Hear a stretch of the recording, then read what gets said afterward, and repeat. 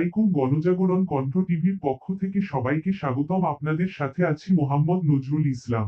বোচাগঞ্জে পুলিশের devil hunt অভিযানে আওয়ামী লীগ নেতা শাহীন সহ 6 জন গ্রেফতার।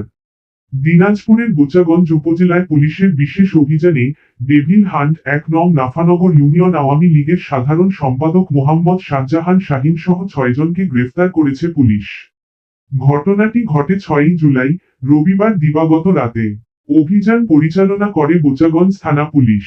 গ্রেফতারকৃত অন্যরা হলেন সুখদেবপুর গ্রামের মৃত নেহাল উদ্দিনের পুত্র আফতাব উদ্দিন, চাপাইতর মাঝাপাড়া গ্রামের আব্দুস সামাদের পুত্র লিটন পারভেজ, ভরদা তালতলি গ্রামের মৃত মহির উদ্দিনের পুত্র রেজাউল ইসলাম রেজা, টেনা গ্রামের মৃত ইউসুফ আলীর পুত্র তোজামুল হক এবং চণ্ডীপুর গ্রামের আব্দুল খালিকের পুত্র ফারুক হোসেন।